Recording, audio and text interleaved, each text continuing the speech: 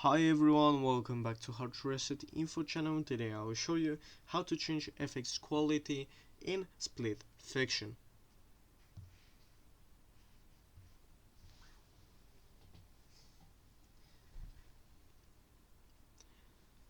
So as you guys see, I'm already on the main menu. I'm going to left click on options, then go to the last tab and scroll down until you see the FX quality, and all you need to do, you can press left click to make it to medium or low, or if you want to go back, just press the right button 2 times and hit back.